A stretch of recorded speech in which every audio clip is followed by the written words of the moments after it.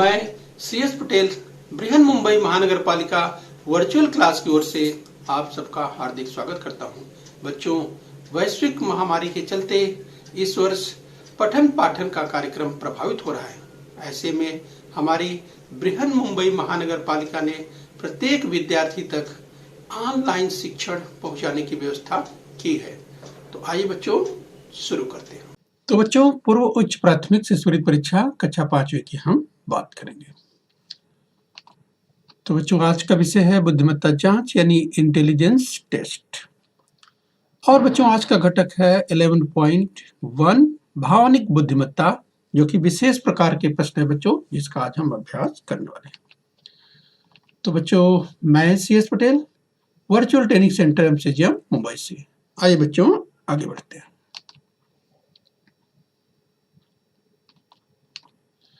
तो चलिए बच्चों, आज हम सीखने वाले हैं भावनिक बुद्धिमत्ता। तो किस प्रकार के प्रश्न होते हैं यहाँ पर आज हम समझने वाले हैं। तो सबसे पहले इसे समझ लीजिए बच्चों, भावनिक बुद्धिमत्ता की जब बात करते हैं तो घर, परिसर और स्कूल आदि अनेक जगहों से विद्यार्थियों के अंदर संस्कार तैयार होते रहते हैं। जिस बच्चों विद्यार्थियों के अंदर जो संस्कार तैयार होते हैं, चाहे घर में हो, परिसर में हो, स्कूल आदि अनेक जगहों से उन्हें यानी विद्यार्थियों के अंदर संस्कार तैयार होते रहते हैं। बच्चों, इसमें नैतिक शिक्षा अत्यंत महत्वपूर्ण है। जिस बच्चों तो बच्चों की अगर नैतिक शिक्षा की बात करें तो इसमें इसका महत्वपूर्ण रोल है। जिस बच्चों छात्रों के अंदर संवेदनशीलता, आत्मसंयम, दूसरों के लिए सम्मान, जानवरों के प्रति दया दिखाना, अपनी गलतियों को स्वीकारना, प्रतिस्पर्धा करना, यस यानी आगे बढ़ने के लिए, लेकिन बच्चों ये मेहनत से, मन से, लगन से सही दिशा में प्रयास करना, प्रतिस्पर्धा करना, आगे बढ़ना, इस तरह के गुणों का विकास करना आवश्यक है। यस बच्चों, तो इसके लिए जो अगर बच्चों हम आपसे बात करें, जो आपके शिक्षक जो कुछ आपको सिखाते हैं, बताते हैं, जिस बच्चों आप उसे अपने मन में, तमाम बातों को अपने मन में अच्छी तरह से संजो कर रखते हैं, सीखते हैं, उन मूल्यों को सीखते हैं और बच्चों उनका समय पर आप समुचित उपयोग भी करते हैं। ठीक है बच्चों, तो चलिए आज ऐसे ही प्रश्न हम देखने वाले हैं कि अगर आप कहीं यात्रा कर रहे हैं या कभी आपके घर में इस तरह की परिस्थितियां पैदा हो जाए, तो बच्चों आप उन नैतिक शिक्षा को, जो कि बच्चों ये चाहे स्कूल से, घर से, परिसर से, जहां भी से आप सीखते हैं, उनका उपयोग किस तरह से आप करेंगे। यस, तो ऐसे ही प्रश्न आज हम लेकर के आने वाले हैं। जिस बच्चों भावनिक बुद्धिमत्ता में हम सीखने वाले हैं, परीक्षा में ऐसे ही प्रश्न पूछे भी जाते हैं। तो चलिए बच्चों आज अभ्यास करेंगे। इसी क्रम में आइए आगे बढ़ते हैं। देखिए प्रश्न किस तरह से पूछे जाते हैं। तो चलिए पहला प्रश्न आपके सामने आ चुका है, राइट। तो बच्चों पहला प्रश्न है, आप और आपके मित्र ने वक्तृत्व प्रतियोगिता में भाग लिया है। आपका दोस्त पहले क्रमांक पर आया, यानी पहले नंबर पर आया, और आप दूसरे स्थान पर रह गए। तो आप क्या सोचते हो ऐसे में? आपको क्या लगेगा? आपका जो दोस्त है, आपका मित्र है, जिस बच्चों प्रतियोगिता में, वक्तृत्व प्रतियोगिता में, वक्तृत्व स्पर्धा में वो पहला स्थान आ गया। तो चलिए बच्चों, आपको 4 विकल्प मिलते हैं और इन्हीं 4 पर्यायों में से, 4 विकल्पों में से आपको एक सही विकल्प खोजना है। तो चलिए जरा ध्यान से देखिए, आपको 4 पर्याय आपके सामने रखे हुए हैं। तो बच्चों पहला पर्याय है मित्र को शिक्षक अधिक मानते हैं। तो क्या आप ये सोचेंगे? चलिए हम आपको पॉइंटर की मदद से पॉइंट आउट भी करते हैं, राइट। प्रश्न क्या है बच्चों? यस, कि आप और आपके मित्र ने वक्तृत्व प्रतियोगिता में, वक्तृत्व स्पर्धा में भाग लिया, लेकिन आपका दोस्त पहले क्रमांक पर आ गया और आप दूसरे क्रमांक पर रह गए। तो बच्चों आपको क्या लगेगा कि जो मित्र है, आपका दोस्त है, यस उसको जो भी शिक्षक थे, जो परीक्षक थे, उन्होंने यस जो पहले क्रमांक पर उनको रखा, तो आपकी क्या सोच होगी? तो आप ये सोचेंगे क्या कि मित्र को शिक्षक अधिक मानते हैं, आप ये सोचेंगे, या मेरे साथ गलत व्यवहार किया गया, आपको ऐसा लगा कि मैं सेकंड आया यानी द्वितीय स्थान पर आया तो मेरे साथ गलत व्यवहार किया गया है, या आप ये सोचेंगे कि मित्र के पिता परीक्षक के मित्र हैं, यानी जिस बच्चों जो परीक्षक थे जिन्होंने आपके मित्र को पहला क्रमांक दिया है, तो क्या आप सोचेंगे कि मित्र के पिता परीक्षक के मित्र हैं, दोस्त हैं, इसीलिए दे दिया होगा। या बच्चों आप ये सोचेंगे कि मेरी ही तैयारी कम रह गई होगी। तो चलिए बच्चों, ऐसी परिस्थिति में आपको बहुत ध्यान से समझ करके और जो बिल्कुल उचित विकल्प है बच्चों, यस वही विकल्प आपको चुनना है। तो आपको क्या लगेगा कि इसके लिए बिल्कुल जो समुचित सही विकल्प है, उचित विकल्प है बच्चों, वो आपको क्या लगेगा? देखिए, मित्र को शिक्षक अधिक मानते हैं, ये हो सकता है क्या? नहीं। मेरे साथ गलत व्यवहार किया गया, यस बच्चों, ये भी नहीं सोचना है। मित्र के पिता परीक्षक के मित्र हैं, ये भी उचित पर्याय नहीं है। तो चौथा पर्याय यानी हमारी जो तैयारी है वही कम है, यस बच्चों, यही चौथा पर्याय बिल्कुल सही है और यही उचित है बच्चों। तो इसलिए उसे बॉल पॉइंट पेन से अच्छी तरह से रंग। यस, तो चलिए, आपका मित्र, आपका दोस्त पहले क्रमांक पर आया, आप दूसरे स्थान पर रह गए, कोई बात नहीं है। यानी अपना ये सोचना है कि चलिए हमारी ही तैयारी कम रह गई होगी, आगे हम और मेहनत करेंगे और पहले स्थान पर आने का प्रयास करेंगे। इस तरह की सकारात्मक सोच रखनी है और इस तरह के परीक्षा में प्रश्न पूछे जाएंगे बच्चों, तो आपको समझ बूझ करके ध्यान से उत्तर देना है। आइए अगला प्रश्न देख लेते हैं। पहला देखिए, दूसरा प्रश्न क्या है? कबड्डी प्रतियोगिता में राजू की टीम हार गई। उस दिन उसने अपना टिफिन भी नहीं खाया। उसे आप कैसे समझाएंगे? चलिए, आपका एक मित्र है, राजू उसका नाम है मान लीजिए, और कबड्डी प्रतियोगिता हुई बच्चों और राजू की टीम हार गई। तो राजू आपका मित्र है और बच्चों वो बहुत उदास हो गया, देखा आपने उस दिन वो अपना टिफिन भी नहीं खाया। तो आप उसे कैसे समझाएंगे? तो क्या आप ये कहेंगे कि टीम का अच्छा खिलाड़ी मन से नहीं खेला? आप उसे ये कहेंगे, या ये कहेंगे कि अंपायर ने फैसला गलत दिया? ये आप कहेंगे कि अंपायर ने पक्षपात किया, फैसला सही नहीं किया? या आप कहेंगे कि खेल में हार जीत हमेशा ही होती रहती है? ये आप कहेंगे? या चौथा पर्याय है, भविष्य में कबड्डी मत खेलो, ये राजू से आप कहेंगे? तो बच्चों आपको समझ में आ रहा होगा, जिसकी टीम का अच्छा खिलाड़ी मन से नहीं खेला, ये भी उचित पर्याय नहीं हो सकता। अंपायर ने गलत फैसला दिया, ये भी उचित पर्याय नहीं है। खेल में हार जीत हमेशा ही होती रहती है, यस बच्चों, ये पर्याय बिल्कुल सही है। खेल में हार जीत तो होती रहती है। आप उसे समझाएंगे राजू को, यस, कि खेल में हार जीत होती रहती है, यस, इसमें परेशान होने की जरूरत नहीं है। और इसे समझाएंगे कि खूब मेहनत करो और आगे से आप जीत पाएंगे। इसलिए ये सकारात्मक जो सोच है वो रखते हुए इस तरह से बच्चों आपको, ये अगर राजू की बात करें, अगर आपका मित्र है, तो आपको इस तरह से समझाना है कि खेल में हार जीत हमेशा ही होती रहती है, इसलिए ज्यादा परेशान होने की जरूरत नहीं है, बल्कि अपना काम करते रहना है, ये ध्यान रखना है।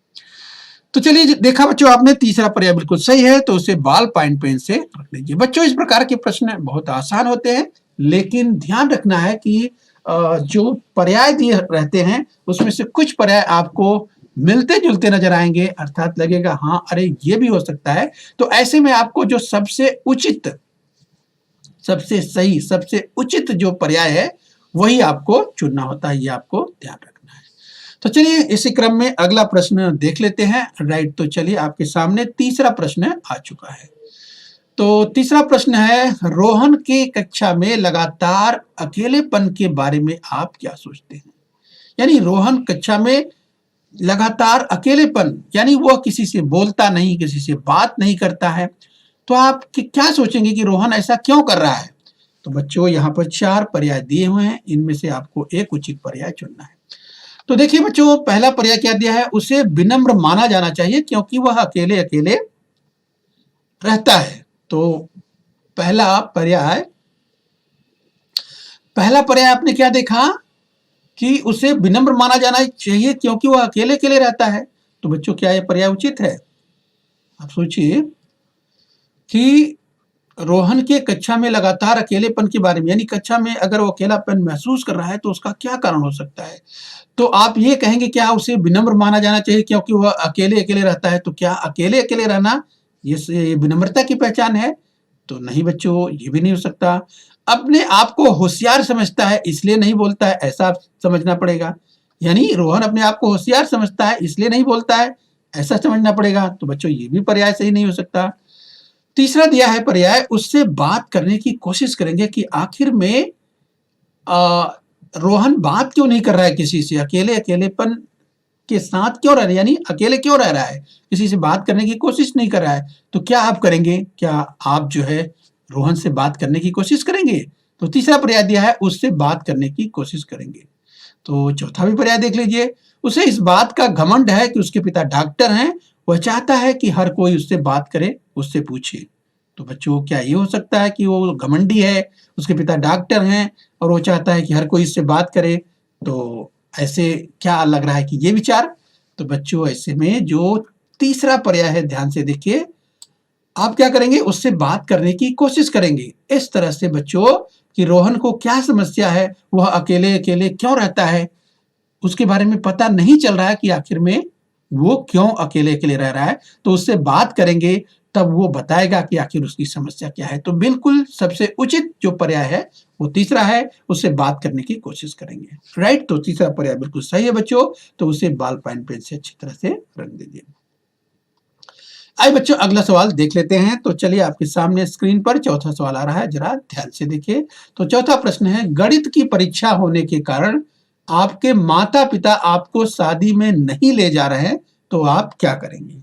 तो चलिए बच्चों, मान लीजिए आपकी परीक्षा होने वाली है और गणित का पेपर आपका सामने ही अर्थात आने ही वाला है। तो ऐसे में आपके माता पिता कहीं शादी में जा रहे हैं लेकिन आपको नहीं ले जाना चाह रहे हैं, तो आप क्या करेंगे? ऐसे में आपके सामने चार पर्याय दिखाई दे रहा है। तो पहला पर्याय है, रोते हुए बैठेंगे। शादी में आपको जाने को नहीं मिल रहा है, तो आप क्या करेंगे? आप रोना शुरू कर देंगे, यानी रोते हुए बैठेंगे, रोते रहेंगे। पहला पर्याय ये दिया हुआ है। दूसरा पर्याय क्या दिया है? चिड़चिड़ापन दिखाएंगे, आप गुस्से में आ जाएंगे कि भाई शादी में मुझे नहीं ले जा रहे हैं, और आप बहुत गुस्सा करेंगे, चिड़चिड़ापन दिखाएंगे। तीसरा क्या दिया है? परीक्षा ही नहीं देंगे, यानी जो गणित की परीक्षा होने वाली है, आप गुस्से में आ जाएंगे और परीक्षा ही नहीं देंगे, यानी परीक्षा छोड़ देंगे, क्योंकि आपके माता पिता आपको शादी में नहीं ले जा रहे हैं, इसलिए परीक्षा ही नहीं देंगे। तो क्या ये विकल्प चुनेंगे? चौथा पर्याय दिया है, शादी में न जाकर परीक्षा की तैयारी करेंगे।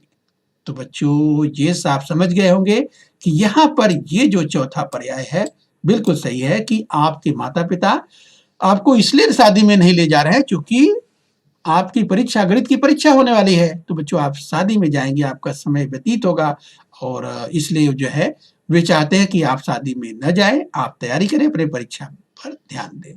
तो बिल्कुल यही उचित पर्याय है कि शादी में न जाकर आप परीक्षा की तैयारी करेंगे। ये चौथा पर्याय बिल्कुल सही है। राइट, तो इस तरह के बच्चों परीक्षा में अगर भावनिक प्रश्न पूछे जाते हैं, राइट, तो बच्चों आपको ध्यान रखना है। तो देखिए चौथा पर्याय बिल्कुल सही है, उसे बॉल पेन से रंग दीजिए। चलिए बच्चों इसी क्रम में अगला सवाल ध्यान से देखिए। अगला सवाल देखिए, पांचवा सवाल, अगर आपके पिताजी ने आपको अपने मोबाइल फोन पर गेम नहीं खेलने दिया तो आप क्या करेंगे? तो यस बच्चों, आपके पिताजी ने क्या किया? आपको कहा कि मोबाइल पर आपको गेम नहीं खेलना है, वो आपको नहीं खेलने देते, तो आप क्या करेंगे? तो पहला पर्याय देखिए दिया है, मोबाइल छिपा देंगे। तो अगर आपके पिताजी ने आपको मोबाइल पर गेम खेलने के लिए नहीं दिया तो क्या करेंगे? जो पिताजी के पास मोबाइल है उसको आप छिपा देंगे, पहला पर्याय दिया हुआ है। दूसरा पर्याय दिया है, दोस्तों के साथ मैदान पर जाकर खेलकूद कर व्यायाम करेंगे।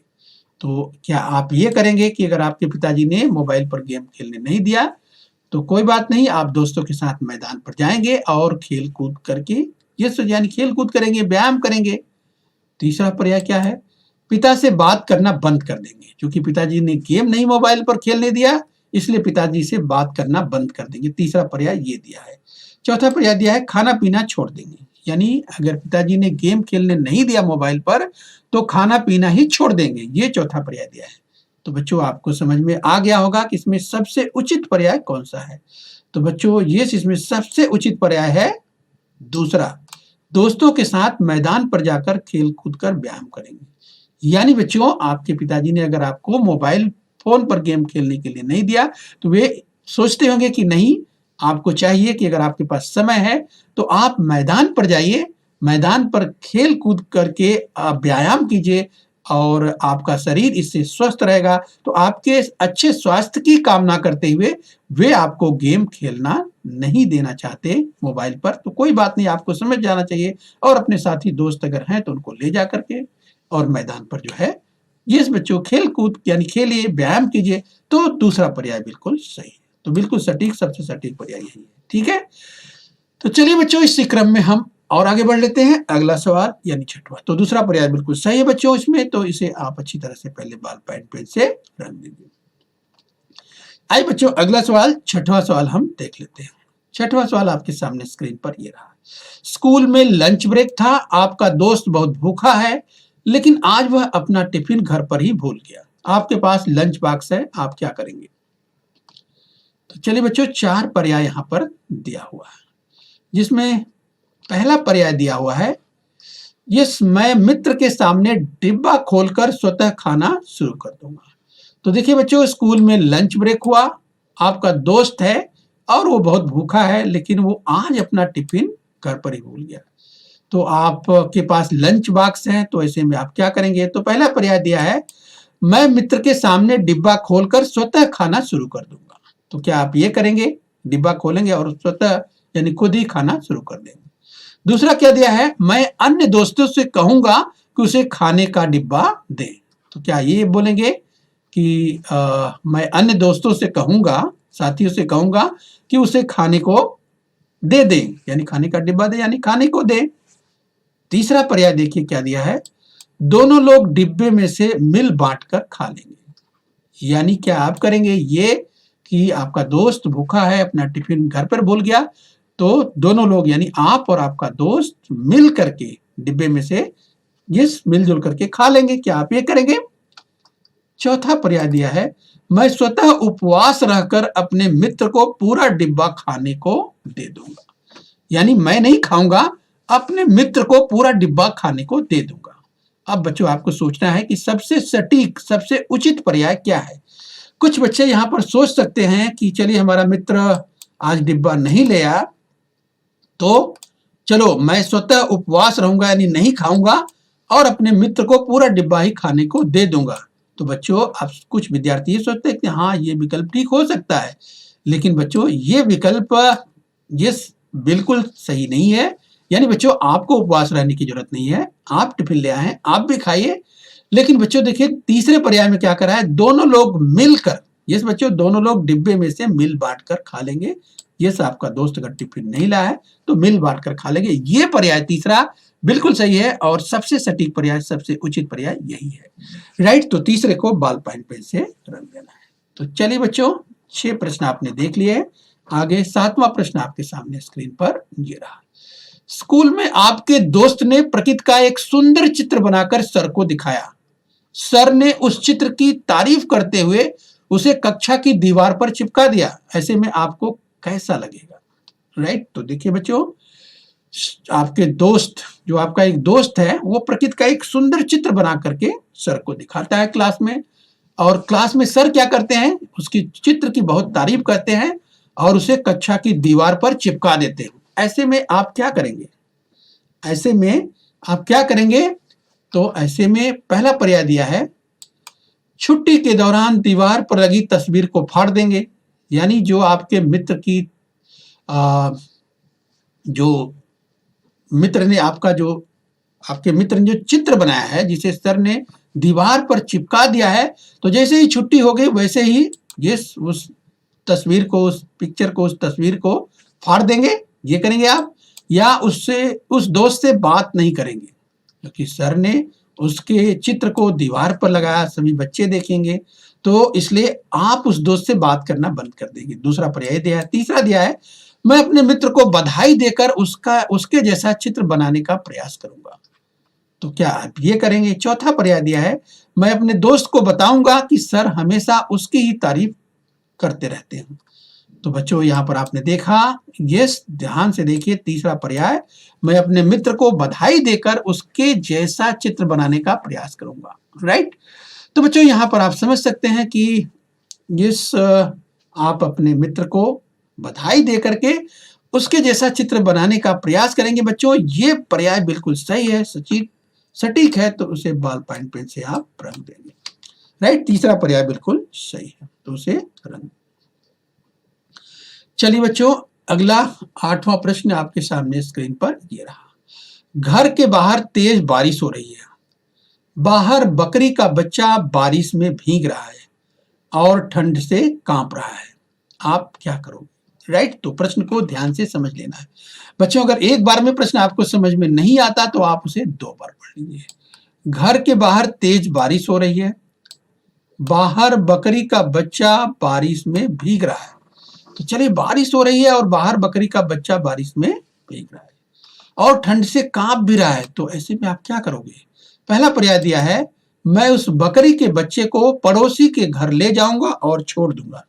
तो बच्चों, आप क्या ये करने वाले हैं कि उस बकरी के बच्चे को पड़ोसी के घर ले जाएंगे और उसे वहीं पर छोड़ देंगे? तो क्या ये उचित होगा? दूसरा पर्याय क्या दिया है, मैं उस बकरी के बच्चे को ठंड से कांपता हुआ देखता रहूंगा। तो क्या आप उसे देखते रहेंगे ठंड से कांपता हुआ? तीसरा पर्याय है कि मैं उसे शीघ्र उठाकर अपने घर में ले आऊंगा। और चौथा पर्याय है, मैं दरवाजा बंद करके घर में चुपचाप बैठ जाऊंगा। तो बच्चों, आप क्या करेंगे? तो तमाम विद्यार्थियों को समझ में आ गया होगा यस क्या करना चाहिए। तो यस बच्चों, जो तीसरा पर्याय है, यस, मैं उसे शीघ्र उठाकर अपने घर में ले आऊंगा। क्योंकि बाहर वो भीग रहा है, उसे ठंडी लग रही है, तो मैं उसे उठाकर शीघ्र अपने घर में ले आऊंगा। ये तीसरा पर्याय बिल्कुल सही है, तो बच्चों उसे बॉल पॉइंट पेन से रंग देना। तो चलिए बच्चों, इसी क्रम में और आगे अगला सवाल ध्यान से देखिए। पड़ोस की मौसी आपके घर आई थी, वे आपके घर अपना मोबाइल भूल गई हैं, आप क्या करोगे? तो प्रश्न को ध्यान से बच्चों समझ लीजिए कि प्रश्न में क्या पूछा गया है। प्रश्न में यह दिया गया है कि पड़ोस की मौसी आपके घर आई। यस बच्चों, वे आपके घर अपना मोबाइल भूलकर चली गई, तो आप क्या करोगे ऐसे में? तो पहला पर्याय दिया है, उस मोबाइल को गद्दे के नीचे छिपा देंगे। तो क्या आप ये करेंगे कि आपके पड़ोस की मौसी आई हैं और जल्दबाजी में वो चली गई, मोबाइल जो है आपके घर पे छूट गया, तो क्या आप उस मोबाइल को गद्दे के नीचे छिपा देंगे? दूसरा पर्याय दिया है, उसी मोबाइल पर गेम खेलना शुरू कर दूंगा। तो क्या आप ये करेंगे कि मोबाइल कोई आपके घर भूल कर चला गया, तो उसके जाने के बाद उसी मोबाइल पर आप गेम खेलना शुरू कर देंगे? तीसरा पर्याय दिया है, पत्थर से उस मोबाइल को तोड़ दूंगा। तो क्या आप ये करेंगे कि कोई मोबाइल भूल कर आपके घर चला गया, उसके जाने के बाद पत्थर से उस मोबाइल को ही तोड़ देंगे? चौथा पर्याय क्या दिया है, तुरंत उनका मोबाइल ले जाकर वापस कर दूंगा। तो क्या आप ये करेंगे कि कोई अगर मोबाइल आपके घर भूल गया, जिस पड़ोस की मौसी हैं, आप जानते हैं कि आपके पड़ोस में ही है, उनका मोबाइल भूल गया, तो तुरंत उनका मोबाइल ले जाकर वापस दे दूंगा। तो बच्चों, आपने समझ लिया होगा, तमाम विद्यार्थियों ने समझ लिया होगा यस की ये पर्याय यानी चौथा पर्याय बिल्कुल सही है। तो यस यानी तुरंत उनका मोबाइल ले जाकर वापस कर दूंगा, यही पर्याय सबसे उचित है। राइट, तो चौथा पर्याय सही है, उचित है, तो उसे बॉल पॉइंट पेन से रंग दीजिए। चलिए बच्चों, इसी क्रम में 10वां सवाल ध्यान से देखिए। आप बस से यात्रा कर रहे हैं, आप सीट पर बैठे हैं, आपके पास एक बूढ़ी दादी खड़ी है, आप क्या करोगे? तो प्रश्न को ध्यान से देखिए। आप बस से यात्रा कर रहे हैं, आपको सीट मिल गई है, आप सीट पर बैठ गए और बच्चों आपके पास एक बूढ़ी दादी खड़ी है, उनको सीट नहीं मिल पाई बैठने की, तो ऐसे में आप क्या करोगे? तो 4 पर्याय आपको मिलते हैं बच्चों, इन्हीं 4 पर्यायों में से एक पर्याय को चुनना। तो पहला पर्याय क्या दिया है, मैं आंख बंद करके सोने का नाटक करूंगा। यानी वो बूढ़ी दादी हमारे पास में ही खड़ी हैं, तो मैं क्या करूंगा, सीट पर तो मैं बैठ गया हूं, तो मैं आंख बंद करके सोने का नाटक करूंगा कि मैं सो रहा हूं। क्या आप ये करेंगे? दूसरा पर्याय दिया है, मैं बूढ़ी दादी को देखे बिना खिड़की से बाहर देखता रहूंगा। तो क्या आप ये करेंगे कि बूढ़ी दादी की ओर आप ध्यान नहीं देंगे, बल्कि खिड़की से बाहर जो है आप देखते रहेंगे? तीसरा पर्याय है, मैं देखूंगा कि बूढ़ी दादी को कोई जगह दे रहा है या नहीं, या आप दूसरे का इंतजार करेंगे, देखेंगे कि मैं देखूंगा कि बूढ़ी दादी को कोई जगह दे रहा है या नहीं, आप ये करेंगे? फिर चौथा पर्याय, मैं खुद उठकर दादी को बैठने की जगह दे दूंगा। तो देखिए बच्चों, यहां पर ध्यान दीजिए, कुछ विद्यार्थी सोच सकते हैं कि अरे हाँ, मैं देखूंगा कि बूढ़ी दादी को कोई जगह दे रहा है या नहीं, यानी मैं बैठा हूं और ये देखूंगा कि कोई जगह दे दे तो अच्छा होगा। तो ये पर्याय चलिए थोड़ा ठीक है, थोड़ा इस संदर्भ में ठीक है कि चलिए आप देख रहे हैं कि कोई काश बूढ़ी दादी को जगह दे दे। लेकिन बच्चों बिल्कुल यहाँ पर जो 4 पर्याय दिए हैं उसमें सबसे उचित पर्याय नहीं है। यस बच्चों, सबसे उचित पर्याय क्या है? मैं खुद उठकर दादी को बैठने की जगह दे दूंगा। बच्चों आपके पास सीट है, आप बैठे हुए हैं, आप स्वतः जगह दे दीजिए, बल्कि ये देखने के लिए कि मैं देखूंगा कि बूढ़ी दादी को कोई जगह दे रहा है कि नहीं। अगर आप बैठे हैं, आपके पास सीट है, तो बूढ़ी दादी के लिए अगर आप सीट दे देते हैं तो अच्छा रहेगा, क्योंकि दादी बूढ़ी है, वो गिर सकती है, या जो अगर हम वरिष्ठ नागरिकों की बात करते हैं, कोई भी हैं, महिला हैं, और तो हमें उन्हें सीट दे देनी चाहिए। यस बच्चों, तो चौथा पर्याय बिल्कुल सही है, मैं खुद उठकर दादी को बैठने की जगह दे दूंगा। यानी चौथे पॉइंट, यानी जो चौथा पर्याय है बिल्कुल सही है, तो उसे बॉल पॉइंट पेन से रंग दीजिए। चलिए बच्चों, 11वां प्रश्न आपके सामने स्क्रीन पर ये रहा। अगर आपकी माँ आपको स्कूल के बाद पानी भरने के लिए कहे तो आप क्या करेंगे? पहला पर्याय है, मैं यह कहकर पानी नहीं भरूंगा कि मेरा पेट दर्द कर रहा है। दूसरा पर्याय है, मैं कहूंगा कि मुझसे ये सब अनावश्यक कार्य के लिए मत कहो। तीसरा, मैं तुरंत पानी भरना शुरू कर दूंगा। चौथा, यह कहकर कि मुझे अपना गृह कार्य करना है, यानी होमवर्क करना है, पानी नहीं भरूंगा। यस बच्चों, तमाम विद्यार्थियों ने उत्तर सोच लिया होगा सही पर्याय। यस बच्चों, तो देखिए पहला पर्याय है, मैं यह कहकर पानी नहीं भरूंगा कि मेरा पेट दर्द कर रहा है, यानी ये बहानेबाजी हो गई, ये नहीं हो सकता। दूसरा है, मैं कहूंगा कि मुझसे ये सब अनावश्यक कार्य के लिए मत कहो। बच्चों ये भी नहीं कह सकते, अनावश्यक कार्य नहीं है। आपकी माँ स्कूल आने के बाद आप घर पे आ गए हैं और पानी भरने के लिए यानी मदद करने के लिए कर रही है, तो आप ऐसा नहीं कह सकते, ये भी गलत है। तीसरा, मैं तुरंत पानी भरना शुरू कर दूंगा, ये भी यही पर्याय बिल्कुल सही है। यस बच्चों, जो आपको अपनी माँ की मदद करनी है और आपको पानी भरने में माँ के साथ आपको लग जाना चाहिए, तो मैं तुरंत पानी भरना शुरू कर दूंगा। और चौथा जो पर्याय दिया है, यह कहकर कि मुझे अपना गृह कार्य करना है, पानी नहीं भरूंगा, बच्चों ये भी पर्याय सही नहीं है। तो कौन सा सही पर्याय है? तीसरा पर्याय बिल्कुल सबसे उचित है, तो तीसरे को बॉल पॉइंट पेन से रंग दीजिए। चलिए बच्चों, लास्ट में एक प्रश्न और ले लेते हैं, ध्यान से देखिए अंत में। यस बच्चों, 12वां प्रश्न, आपकी कक्षा में गणेश की माँ की तबीयत खराब थी, इसलिए गणेश स्कूल नहीं आया, बल्कि अपनी माँ के सब्जी बिक्री केंद्र में सब्जी बेचने चला गया। तुम क्या करोगे? यस बच्चों, चलिए, गणेश की माँ की तबीयत खराब है, आपका दोस्त है, आपकी कक्षा का विद्यार्थी है, और वह उसकी माँ की तबीयत खराब हो गई, तो उसकी माँ जो है सब्जी बिक्री केंद्र पर सब्जी बेचने का काम करती है, तो इसलिए वह वहां पर सब्जी बेचने के लिए चला गया, क्योंकि माँ की तबीयत खराब थी। तो ऐसे में आप क्या करेंगे? यस बच्चों, पहला पर्याय दिया है, मैं उसे उस दिन स्कूल में हुई पढ़ाई और गृह कार्य के बारे में बताऊंगा, तो क्या ये करेंगे? दूसरा पर्याय दिया है, मैं यह सोचूंगा कि अब गणेश परीक्षा में मुझसे कम अंक पाएगा, तो क्या आप ये सोचेंगे कि चलो अच्छा हुआ वो नहीं अगर आया है तो कम पढ़ पाएगा, आज नहीं सीख पाएगा, तो मैं यह सोचूंगा कि अब गणेश परीक्षा में मुझसे कम अंक पाएगा, आप ऐसा सोचेंगे। तीसरा पर्याय देखिए, अन्य दोस्तों को उसकी स्थिति के बारे में हंसते हुए बताऊंगा, तो क्या बच्चों आप ये हंसते हुए बताएंगे? उसकी माँ की, गणेश की माँ की तबीयत खराब है और गणेश नहीं आया सब्जी बेचने के लिए, जो सब्जी बिक्री केंद्र है वहां पर चला गया, या आप ये करेंगे? चौथा पर्याय क्या दिया है कि मैं उसके सब्जी बिक्री केंद्र पर जाकर उससे फ्री में सब्जियां खरीद लूंगा, क्योंकि मैं जो है उसका मित्र हूं, दोस्त है हमारा गणेश, तो यस मैं जाऊंगा और जो हमारा मित्र सब्जी बेच रहा है उससे फ्री में सब्जियां ले लूंगा, तो क्या ये करेंगे आप? चारों पर्यायों में से सबसे उचित पर्याय बच्चों आपको क्या लगेगा? तो मैं उस दिन, गणेश जो उस दिन नहीं आया, तो मैं उसे उस दिन स्कूल में हुई पढ़ाई और गृह कार्य के बारे में बताऊंगा। पहला पर्याय बिल्कुल सही है। यस बच्चों, तो यस बच्चों, पहला पर्याय बिल्कुल सही है, तो उसे बॉल पॉइंट पेन से रंग दीजिए।